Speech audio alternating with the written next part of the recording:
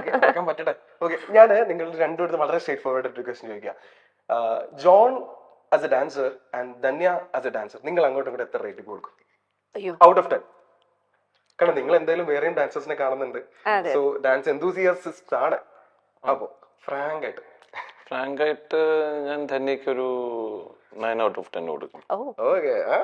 Super. കാരണം അത് dance ആ ഒരു ഈ ഏജിലും നമ്മുടെ ആ ഒരു ഈ ഏജിലെന്നൊക്കെ 20s അല്ലല്ലോ നമ്മള്. ഇപ്പൊ 20s ഒരാള് ചെയ്യുന്ന പോലെ അല്ല 30s ചെയ്യാൻ പറ്റുക. അപ്പൊ അങ്ങനെ ഒരു ഇതുണ്ട്. അപ്പൊ അത് വെച്ച് നോക്കുമ്പോൾ ഇതാണ്. പിന്നെ ധന്യയുടെ പ്ലസ് എന്ന് പറഞ്ഞാൽ ധന്യയുടെ ഡാൻസിനുള്ള ഗ്രേസ് ആണ്. അതിന് എത്ര പ്രാക്ടീസ്, ഞാൻ പലപ്പോഴും പ്രോഗ്രാംസ് ഒക്കെ കണ്ടിട്ടുണ്ട്. അപ്പം പ്രാക്ടീസ് ഒക്കെ കുറവാണെങ്കിൽ പോലും സ്റ്റേജിൽ കയറുമ്പോൾ ഒരു ബ്ലെസ്സിങ് ഉണ്ട് ധന്യയുടെ പെർഫോമൻസിന്. നന്നായിട്ട് അത് മോശമാവാറില്ല. ഞാൻ എൻ്റെ മാക്സിമം എപ്പോഴും സ്റ്റേജിൽ കയറുമ്പോഴാണ് എനിക്ക് തോന്നാറുണ്ട്, പണ്ടോട്ടേ അങ്ങനെയാണ്, ഞാൻ ഭയങ്കര മടിച്ചാണ്.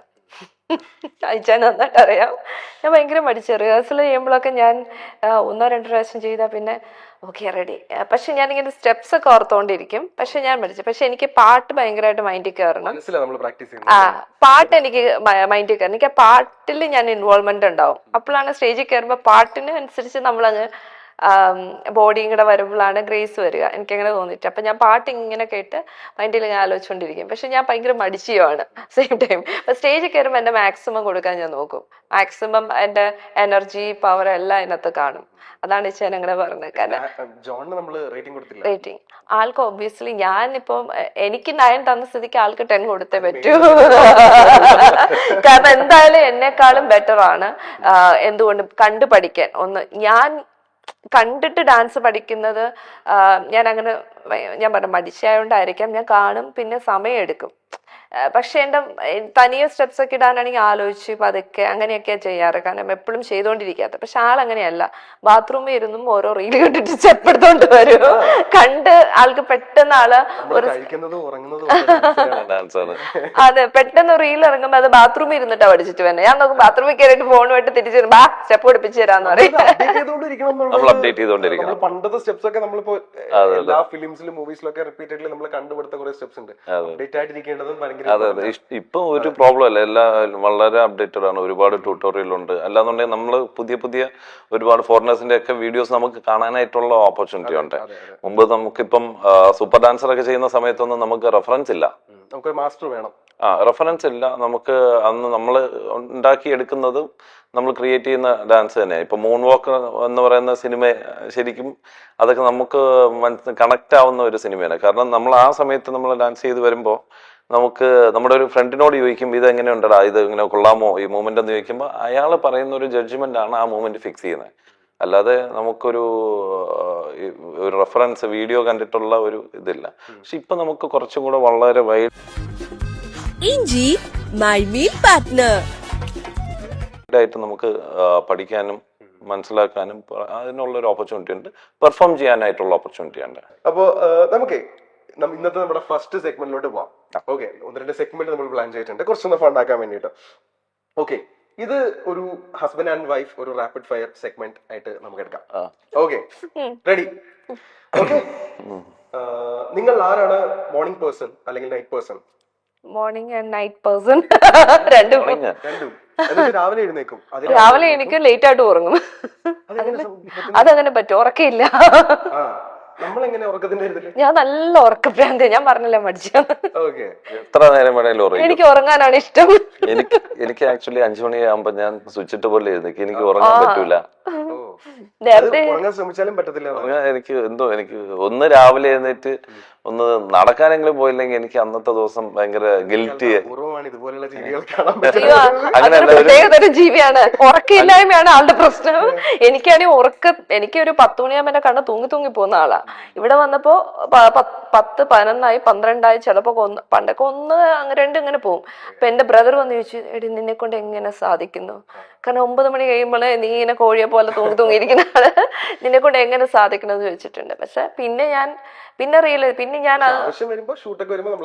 ഷൂട്ട് വർക്ക് ടൈമില് നമ്മളത് എങ്ങനെയും കണ്ണിന് കോല് കുത്തിയിട്ടാലും ഇരിക്കും വർക്ക്. പക്ഷെ എനിക്ക് തോന്നുന്നു നമ്മള് നമ്മൾ റെസ്റ്റും കൊടുക്കണം നമുക്ക്. എന്ന് വെച്ചാൽ മെന്റലി ആൻഡ് ഫിസിക്കലി നമ്മൾ ഫിറ്റ് ആവാൻ വേണ്ടിയിട്ട് എനിക്ക് തോന്നുന്നത് റെസ്റ്റും വേണം. ഞാൻ ആളോട് പറയും കുറച്ചെങ്കിലും കിടന്നുറങ്ങുന്നു പറയും. അപ്പൊ ആളിടയ്ക്ക് 10 minutes ഒക്കെ ഈ ഫുഡൊക്കെ കഴിഞ്ഞിട്ടുള്ള ഒരു ചെറിയ നമ്മളൊരു 7 hours കറക്റ്റ് ഉറങ്ങണം കേട്ടോ. നമ്മുടെ ഹെൽത്തിന് ഇനിയും അല്ല, ഞാനൊരു 6 hours ഉറങ്ങും. ഇപ്പൊ കുറച്ച് നേരത്തെ ഉറങ്ങി തുടങ്ങി. ഇപ്പൊ കുറച്ച് നേരത്തെ ഉറങ്ങി തുടങ്ങി. അപ്പൊ 5 എണീക്കുമ്പോ കറക്റ്റ് ആയിട്ട് ഞാൻ. Next question, home date or movie date? നിങ്ങൾ ഏതാ പ്രിഫർ ചെയ്യാ? പുറത്ത് പോകണോ അല്ലെങ്കിൽ മൂവി അല്ലെങ്കിൽ ഹാങ് ഔട്ട്? എന്താണെങ്കിലും വീട്ടിലുള്ള ഡേറ്റ് ആണോ? ഹോം ഡേറ്റ് പ്രിഫർ ചെയ്യണല്ല, ഹോം ഡേറ്റേ ഉള്ളൂ. നമ്മൾ അങ്ങനെ മൂവി വല്ലപ്പോഴും പോന്നല്ലാതെ വീട്ടില് നിങ്ങൾ മറ്റേ മൂവീസ് ഒക്കെ അപ്പൊ പൊതുവെ വീട്ടില് തന്നെ ഇഷ്ടം. എല്ലാ ലാംഗ്വേജിലുള്ള സിനിമ കാണുന്ന ആളാ. എനിക്ക് ഏറ്റവും ഇഷ്ടം സിനിമ കാണുന്നത് ഉറങ്ങുന്നത്. ഏത് ജോണാണ് നിങ്ങൾക്ക് കൂടുതൽ ഇഷ്ടം? ഞാൻ ത്രില്ലർ, ഹൊറർ, സസ്പെൻസ്, അങ്ങനത്തെ സൈക്കോളജിക്കൽ ത്രില്ലേഴ്സ് ഇല്ലേ, അത് ഇഷ്ടമാണ്. ഒരു പ്രത്യേക തരം ആൾക്കൊന്നും ഡൈജസ്റ്റ് ആവില്ല ഇങ്ങനെ ഒരു ടൈപ്പ് മൂവീസ് എല്ലാം. ഭയങ്കര റിലേറ്റബിൾ ആണ്. ഓക്കെ, എഴുന്നേറ്റ് ഉടനെ ഫസ്റ്റ് മൊബൈൽ യൂസ് ചെയ്യുന്ന ആള്? നമ്മൾ മൊബൈൽ അഡിക്റ്റ് ആണോ? മൊബൈലിന് അഡിക്റ്റ് ആണോന്ന് ചോദിച്ചാൽ ആണ്. അത് റീൽസ് കാണണം. ഇത് എപ്പോഴും ഇപ്പൊ ഞാനൊരു വെറുതെ ഇരിക്കുമ്പോഴും ഈ പറഞ്ഞ ചുമ്മാ ഒന്ന് ഞാൻ വിളിക്കാം, ഇച്ചായ പറഞ്ഞോ, എല്ലാം ഞാൻ പറഞ്ഞു കഴിഞ്ഞു. ശരി, ഈ പറഞ്ഞതൊന്നും കേട്ടിട്ടുണ്ടാവില്ല. ശരി മാത്രം വരും, പക്ഷെ ഇതൊന്നും ഇൻ ബിറ്റ്വീൻ കേട്ടിട്ടുണ്ടാവും. പറഞ്ഞില്ല എന്ന് പറയും, ഞാനത് പറഞ്ഞിട്ടില്ല എന്ന് പറയും. എല്ലാവർക്കും സംഭവിക്കാനുള്ള ഓക്കെ. ആരാ ഏറ്റവും നല്ല കുക്ക്? ആള് കുക്ക് ചെയ്യും, പക്ഷെ ഞാനാണ് ചെയ്യുന്ന വീട്ടില്. ഉണ്ടാക്കുന്ന ഫുഡിൽ ഏറ്റവും ജോൺ ഇഷ്ടമുള്ള ഫുഡ്? ബിരിയാണി നല്ലതാണ്. Chicken biryani, Ravuthar biryani, Ravuthar type, Ravuthar type, കുറച്ച് സ്പൈസി ആയിട്ടുള്ള. സ്പൈസി ആയിട്ടുള്ളത് എന്റെ മോനും ഇഷ്ടം. Okay fine. Who apologises first? ഒരു പ്രശ്നം ഉണ്ടായി കഴിഞ്ഞാൽ ആദ്യം വന്ന് സോറി പറയുന്നത്? ഞങ്ങൾ രണ്ടുപേരും ശരിക്കും ഞങ്ങൾ ഫൈറ്റ് ചെയ്യും, പക്ഷെ ഞങ്ങൾ അപ്പൊ തന്നെ അത് ഫോർഗീവ് ചെയ്യും. കാരണം എന്ന് വെച്ചാൽ അങ്ങോട്ടും ഇങ്ങോട്ടും ഞാൻ ഫൈറ്റ് ചെയ്തെന്ന് പറഞ്ഞ ആൾ എന്നോട് മിണ്ടായിരിക്കത്തില്ല, ആള് ഫൈറ്റ് ചെയ്തെന്ന് പറഞ്ഞ് ഞാനും മിണ്ടായിരിക്കത്തില്ല. ഞങ്ങൾ ആ ക്ഷണത്തിൽ മറക്കും, അടുത്ത കാര്യത്തിലേക്ക് അങ്ങനെ ഒരു ദിവസം പോലും അങ്ങനെ നമ്മൾ അടുത്ത കാര്യമായിട്ട് പോകും. ഫുഡ് ചായ എടുക്കട്ടെ എന്ന് ചോദിക്കുമ്പോ കഴിഞ്ഞു. ഞാനിത് പഠിച്ചത് എന്റെ വീട്ടിൽ നിന്ന്. എന്റെ പപ്പന് ഭയങ്കര വലിയ വഴക്കുകളൊക്കെ കഴിഞ്ഞിട്ട് ചായ എടുത്ത് വെച്ചിട്ടുണ്ട് എന്ന് പറയാം. അപ്പൊ ഞാൻ ഇത് എന്തോ ഇത് കുറച്ചു മുമ്പ് എന്നായിരുന്നു. അതിന്നാണ് എനിക്ക് തോന്നുന്നത് അത് ഭയങ്കര നോർമൽ. നമ്മൾ വഴക്ക് കൂടി എന്ന് പറഞ്ഞിട്ട് നമ്മുടെ ലൈഫിൽ അതങ്ങ് അങ്ങനെ വലിയ സംഭവമാക്കി പോകണ്ടല്ല. വീട്ടിൽ വഴക്കുകൾ ഉണ്ടാവും, അത് കഴിഞ്ഞിട്ട് നമ്മൾ. പക്ഷെ ഞങ്ങൾ വലിയ ഫൈറ്റുകളിലേക്ക് പോയിട്ടില്ല. ചെറിയ ചിലപ്പോൾ നമ്മൾ തമ്മിൽ ചില കാര്യങ്ങൾ പൊരുത്തപ്പെടാതെ പോവും. അപ്പൊ നമ്മൾ അങ്ങോട്ടും ഇങ്ങോട്ടും ഇതല്ല ശരി, അങ്ങനെ എന്തെങ്കിലും ഇപ്പൊ അത് ചെയ്ത് ശരിയായില്ല, ഇത് ചെയ്ത് ശരിയായില്ല, അത്രയും ഉണ്ടാവാറുണ്ട്. നീ അത് ചെയ്ത് അപ്പൊ എനിക്ക് മനസ്സിലാവുമെങ്കിൽ നമ്മൾ അത് അഡ്മിറ്റ് ചെയ്യും, നമ്മുടെ തെറ്റാണെങ്കിൽ. അത് അഡ്മിറ്റ് ചെയ്തെടുക്കുന്ന സമയത്ത് മാത്രമാണ് നമ്മൾ വഴക്കുള്ളത്. അത് കുറച്ചു നേരം ആലോചിച്ചിട്ട് നമ്മൾ ആദ്യം സംഭവിച്ചില്ല എന്നെ പറഞ്ഞു. Okay, who takes more selfies? എനിക്ക് സെൽഫി എടുക്കാനേ അറിയത്തില്ല. പക്ഷെ എന്നെ കളിയാക്കും എപ്പോഴും, മൂക്കിൽ കൊണ്ടാണ് നീ സെൽഫി എടുക്കുന്നത്. നമ്മുടെ അമ്മമാരൊക്കെ വിളിക്കുമ്പോ ഞാനിങ്ങനെ എനിക്ക് എന്റെ ഫേസ് കാണാൻ ഇഷ്ടമുള്ള പൊസിഷനിൽ വെച്ചാൽ ഞാൻ സെൽഫി എടുക്കാം. അത് കണ്ട ഉടനെ പറയാം അയ്യേ കൊള്ളൂല എന്ന് പറയും. ഞാൻ എനിക്കിഷ്ടമുള്ള എന്റെ ഫേസ് എനിക്ക് എങ്ങനെയാണോ ഇഷ്ടം ഞാൻ അങ്ങനെ സെൽഫി എടുക്കുക. ഇത് ആളെ കാണിക്കുമ്പോ ആള് പറയും ഇത് കൊള്ളത്തില്ല എന്ന്. കാരണം ആൾക്ക് പക്ഷെ എനിക്ക് ഒട്ടും ഇഷ്ടമുള്ള ആംഗിളാണ് ആൾക്ക് ഇഷ്ടം, എനിക്ക് എന്നെ അങ്ങനെ ഇഷ്ടമല്ല. ഓക്കെ, അടുത്തത് ഹൂ ഇസ് മോർ പേഷ്യന്റ്? ഏറ്റവും ക്ഷമയുള്ള കൂട്ടത്തില്? എപ്പോ അത് മോനെ കൊണ്ടുവന്ന് ചോദിക്കും. അത് മോനോടാണ് ചോദിക്കുന്നത്. അത് മോനെ കൊണ്ടുവന്ന് ഇരുത്തിട്ട് ചോദിക്കണം. അപ്പൊ നമുക്ക് ഇവിടെ ഒരു ആൻസർ ഇല്ല. രണ്ടുപേരും അങ്ങോട്ടും ഇങ്ങോട്ടും. പക്ഷെ അത് ഓരോരുത്തരുടെ സിറ്റുവേഷൻ വെച്ചിട്ട് ആൾക്കിപ്പോ നല്ല വിശന്നിരിക്കാന്ന് വെച്ചു ഒരു ക്ഷമയും കാണത്തില്ല. ഞാനല്ലാതായി മാറും. അഡ്വർടൈസ്മെന്റ് എടുത്ത ആളെ ഉണ്ടല്ലോ ശരിക്കും കറക്റ്റ് ആയിട്ട് എടുത്ത്. ഇങ്ങനെ മനുഷ്യരുണ്ട്. ഞാൻ ആദ്യം വിചാരിക്കും ഇങ്ങനത്തെ മനുഷ്യരുണ്ട്. എനിക്ക് അങ്ങനെ ഒന്നും വിശന്നാ ദേഷ്യമൊന്നും വരും. അതേപോലത്തെ ഒരു മനുഷ്യൻ. പ്രശ്നമുണ്ട്. അയ്യോ എനിക്ക് പിന്നെ അടുത്ത് ആരും ആ വന്ന് അപ്പൊ ചോദിക്കരുത്. മുഖത്തൊക്കെ എക്സ്പ്രഷൻ മാറും. ആളുകൾ വിചാരിക്കും ഈ മനുഷ്യന് ഇങ്ങനത്തെ സ്വഭാവമായിരിക്കും. അല്ല, ശരിക്കും വിശന്നതിന്റെ കുഴപ്പമാണ്. ആ, അത് വരാം. Okay, who is more disciplined? ആരാ ഏറ്റവും കൂടുതൽ ഡിസിപ്ലിൻഡ് ആയിട്ട്? പറ. ഞാനാ അല്ലേ? രണ്ടുമല്ല. അതാണ് ഉത്തരം. രണ്ടുപേരും അല്ല. അല്ല, നമ്മള് രാവിലെ എന്റെ റുട്ടീൻ അല്ല, റുട്ടീൻ ഡിസിപ്ലിൻ ഉണ്ട്. കറക്റ്റ് എല്ലാ കാര്യങ്ങളും പോകും. പക്ഷെ ഒത്തിരി ഹോം അടുക്കി വെക്ക് മേക്കിങ്ങിന്റെ കാര്യങ്ങളില് വരുമ്പോ ആ റുട്ടീൻ ഡിസിപ്ലിൻ ഉണ്ട്. ടോട്ടല് പറഞ്ഞ പോലെ അത് ഫോളോ ചെയ്യുന്നുണ്ട്. എന്ന് പറഞ്ഞാൽ ബാക്കിയെല്ലാ പിന്നെ ടൈമില് ഞാൻ കറക്റ്റ് എത്താനായിട്ട് ശ്രമിക്കുന്ന ഒരാളാണ്. ആ കാര്യത്തിൽ ശ്രമിക്കുന്ന ആളാണ്. ശ്രമിക്കും എന്ന് പറഞ്ഞാൽ നടക്കും എങ്കിലും ഓൾമോസ്റ്റ് വലിയ പ്രശ്നമില്ല. കാരണം മുമ്പ് ഞാൻ ലേറ്റ് ആയി വളരെ എപ്പോഴാണെങ്കിലും ഒരു 5 മിനിറ്റ് ലേറ്റ് ആയിക്കൊണ്ടിരുന്ന ഒരു ഹാബിറ്റ് ഉണ്ടായിരുന്നതാണ്. ഞാൻ അങ്ങനെ കുറെ ചേഞ്ചസ് ഞാൻ വരുത്തിയ ഒരാളാണ്. അതാണ് ഞാൻ പറയുന്നത്. മുമ്പ് ഞാനും എപ്പോഴും ലേറ്റ് ആയിട്ട് പോകുന്ന ആളാണ്. തന്നെക്ക് ഇപ്പോഴും ആ ഹാബിറ്റ് ഉണ്ട്. അപ്പൊ ഈ അടുത്ത കാലത്താണ് ഞാൻ വായിച്ചെങ്കിൽ ലേറ്റ് ആയിട്ട് പോണവര് കുറച്ചുകൂടെ ക്രിയേറ്റീവ് ആയിരിക്കും. അത് നിങ്ങൾ ഇവിടെ ഷൂട്ടിന് ഇവിടെ വന്നതിന് ശേഷവും കണ്ടില്ലേ കുറച്ച് ക്രിയേറ്റീവ് ആയിരുന്നില്ലേ? ഞാൻ മേക്കപ്പ് ഇട്ട് കണ്ടില്ലേ? അതെ, ലേറ്റ് ആയിട്ട് ഞാൻ നേരത്തെ വിളിച്ചു പറഞ്ഞു. കാരണം ഇത് വന്ന് ഈ ഷൂട്ട് കഴിഞ്ഞിട്ട് ഈ ഫ്ലോറിൽ കുട്ടികളുടെ ക്ലാസ് ഉണ്ട്, നമുക്ക് അങ്ങനെയല്ല, ഞാൻ പള്ളി പോയപ്പോ അച്ഛൻ കുറച്ച് ലേറ്റ് ആയിട്ടാ വിട്ടത്. പിന്നെ എനിക്ക് എന്റെ ഡേ ഡ്രസ്സ് എടുക്കാൻ പോയി. എന്റെ ഡ്രസ്സ് സൺഡേ ആയിരുന്നു. അതിന്റെ ഡേ ഡ്രസ്സും എടുത്തിട്ട് ഞാൻ വീട്ടിൽ പോയിട്ട് മമ്മീനെ ഡ്രോപ്പ് ചെയ്തിട്ടാണ് ഞാൻ ഇവിടെ വന്നത്. അത് സത്യമായിട്ടും അത് 2 ദിവസം മുന്നല്ലേ തുടങ്ങി. അപ്പൊ ആൾക്ക് പോകാൻ പറ്റില്ല. ഇന്നിപ്പോ ഇവിടെ ക്ലാസ്സും കാര്യം ഉള്ളതുകൊണ്ട് ഞാനും മമ്മിയും പോയി. ആരെങ്കിലും ഒരാൾ പോകണ്ടേ?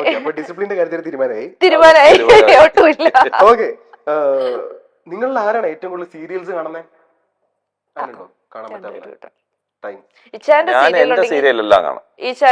ഞാൻ അഭിനയിക്കുന്ന എല്ലാ എപ്പിസോഡും. നമ്മുടെ എപ്പിസോഡ് മാത്രമാണോ അതോ എല്ലാ എപ്പിസോഡും കാണും. ഞാൻ അഭിനയിക്കുന്ന സീരിയലിലെ എല്ലാ എപ്പിസോഡും. ഞാൻ അഭിനയിച്ചു പോലും കാണത്തില്ല. അങ്ങനെ ഒരു സീരിയൽ പേഴ്സൺ ആണ്. കാരണം സിനിമകൾ കൂടുതൽ കണ്ടുകൊണ്ടിരിക്കുന്നോണ്ട് അത് അങ്ങനെ വെബ് സീരീസ് കാണും. സീരിയൽ ഒരു കമ്മിറ്റ്മെന്റ് ആണല്ലോ, നമ്മൾ എന്നും കാണണം. അതിനുവേണ്ടി അത് കാണണം, ഒന്ന് കണ്ടുകഴിഞ്ഞാൽ പിന്നെ കാണണം. അങ്ങനെ എന്റെ മമ്മി പക്ഷെ എല്ലാവരും കാണും. അപ്പൊ ഞാൻ എന്ത് ചോദിച്ചാൽ ഇടയ്ക്ക് എപ്പോഴെങ്കിലും മമ്മി കാണുന്ന കഥ ചോദിച്ചാൽ പറഞ്ഞു തരുമല്ലോ. അത് പല വീടുകളിലുള്ള പോലെ തന്നെ ഈ മൊബൈൽ വെച്ച് കഥ കേട്ട് ഉറങ്ങും. എന്റെ മമ്മിയുടെ നെഞ്ചത്തൊക്കെയാണ് ഫോൺ കിടക്കുന്നത്. കിടന്നുറങ്ങുമ്പോ ഇങ്ങനെ കിടന്നുറങ്ങും. ഇതും കേട്ടോണ്ട് ഓക്കെ. അപ്പോ who is more filmy in life? അതായത് ഡ്രാമാറ്റിക് ആയിട്ടുള്ള റിയൽ ലൈഫില് തന്നെയായിരിക്കും. ഡ്രാമാറ്റിക് ആണ്. രണ്ടുപേരും അല്ല. ഭയങ്കര സ്ട്രേറ്റ് ഫോർവേഡ് ആയിട്ട്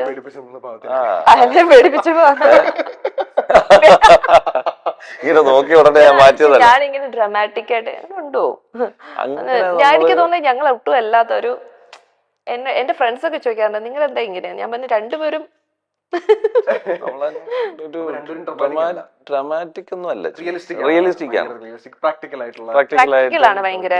കാരണം നമ്മൾ അതാണ് പല കാര്യങ്ങളും വീട്ടില് എല്ലാരും ചോദിക്കും. നമ്മൾ ഭയങ്കര പ്രാക്ടിക്കൽ ആണ് നമ്മുടെ ലൈഫില്. അത് രണ്ടുപേരും എങ്ങനെ ഒരുപോലെ വന്നു എന്ന് അറിഞ്ഞൂടാ. പിന്നെ ആകെ വല്ല റീൽസ് ഒക്കെ ചെയ്യുമ്പോൾ മാത്രമുള്ള ഒരു ഡ്രാമാറ്റിക് എക്സ്പ്രഷൻസ് മാത്രമേ. ഡ്രാമയല്ല, അത് ഒറിജിനൽ ആയിട്ട് വരുന്നത്. അതും ഡ്രാമയല്ല. ഓക്കെ, ഞാൻ ചോദിക്കട്ടെ, ഇപ്പൊ ഇത്രയും വർഷങ്ങൾ കഴിഞ്ഞു, 14 years ആയിരിക്കുന്നു കല്യാണം കഴിഞ്ഞിട്ട്. അപ്പോ ഈ നമുക്ക് ഒരിക്കലും നിന്നു പോവാത്തൊരു റൊമാൻസ് അല്ലെങ്കിൽ ഒരു ലവ് മെയിൻറ്റെയിൻ ചെയ്യാന്നുള്ളത് എല്ലാ കപ്പിൾസിനും പറ്റാറില്ല, ടു ബി വെരി ഓണസ്റ്റ്. അപ്പോ എങ്ങനെയാണ് നിങ്ങൾ ഇപ്പോഴും ആ ഒരു റൊമാൻസ് അല്ലെങ്കിൽ ആ ഒരു സ്നേഹം, ഒരു ബോണ്ടിങ് മെയിൻറ്റെയിൻ ചെയ്യുന്നത്? ബോണ്ടിങ് ഉണ്ടല്ലോ അല്ലേ? എനിക്ക് തോന്നുന്നു കേട്ടോ, ഇത് ഫോണിലുണ്ടായിരുന്ന ക്വസ്റ്റൻ അല്ല, എന്റെ ക്വസ്റ്റൻ ആണ്. ഓക്കെ, അപ്പോ അതിന് വേണ്ടിട്ട് നിങ്ങൾ എന്തൊക്കെയാ ചെയ്യുന്നത്? ഇപ്പോ യാത്രകളാണോ അതോ ഇപ്പോഴും ആ റൊമാൻസ് കീപ്പ് ചെയ്യാൻ? എന്നെ എവിടെയൊക്കെ കൊണ്ടുപോയിട്ടുണ്ടെന്ന് ആദ്യം പറഞ്ഞു കൊടുക്കാം. അത് ആക്ച്വലി ഞാൻ മനസ്സിലാക്കുന്ന നമ്മുടെ ഒരു മ്യൂച്വൽ റെസ്പെക്ട് കീപ്പ് ചെയ്യും. അതാണ് എല്ലാത്തിന്റെ അടിസ്ഥാനം എന്നാണ് ഞാൻ മനസ്സിലാക്കുന്നത്. ഒരാള് നമ്മള് ഒരു നമ്മള് മ്യൂച്വൽ റെസ്പെക്ട്, നമ്മള് തമാശകളിൽ അങ്ങോട്ടും ഇങ്ങോട്ടും ഇത് പറയും എങ്കിലും നമ്മളത് നമ്മുടെ ഈഗോ ഹേർട്ട് ചെയ്യാതെ മെയിൻറ്റെയിൻ ചെയ്യും. അല്ലെ എന്നെ അത് പറഞ്ഞാൽ ശരിയായില്ല, ഈ സാധനം മനസ്സിട്ട് തിരിച്ച് പറഞ്ഞ് അവിടെ ഈഗോ ഹേർട്ട് ചെയ്ത് അങ്ങനെ ഒരു സംഗതി ഞങ്ങളുടെ ഇടയിലില്ല. ഞങ്ങൾ രണ്ടുപേരും ആ ഒരു റെസ്പെക്ട്, ഇപ്പം ഞാൻ ധന്യയ്ക്ക് റെസ്പെക്ട് കൊടുക്കുന്ന പോലെ തന്നെ ധന്യ എനിക്കും ചെയ്യാറുണ്ട്. പിന്നെ നമ്മളെ യാത്രകളിലോ അങ്ങനെ സംഭവമൊന്നുമല്ല, ഇത് തന്നെയാണ് മെയിൻ ആയിട്ടുള്ളത്. നമ്മൾ പിന്നെ നിങ്ങളുടെ ലൈഫ് തന്നെയാണ് നിങ്ങൾ ആ പിന്നെ നമുക്ക് കുറച്ച് വർഷം കഴിയുമ്പോ നിങ്ങൾ എന്നെ എവിടെയെങ്കിലും കൊണ്ടുപോയി പിന്നെ ഞാൻ ആ വിഷയം എങ്ങനെയെങ്കിലും മാറ്റി വേറെ പോയിന്റിൽ എത്തിക്കാൻ നേരത്ത് അത് പിന്നെയും പറയരുത്. കാരണം നിങ്ങളിപ്പോ പോവും ഷൂട്ട് കഴിഞ്ഞ്. കാരണം ഞങ്ങളുടെ ഹണിമൂൺ തന്നെ പോയത് കല്യാണം കഴിഞ്ഞ് 1 വർഷം കഴിഞ്ഞിട്ടാണ്. അപ്പൊ അതുകൊണ്ട് അതെല്ലാരും ചോദിച്ച് ആള് കേട്ട് മടുത്തപ്പോഴാണ് ആള് തീരുമാനിച്ച കൊണ്ടോണം എവിടെയെങ്കിലും എന്ന്.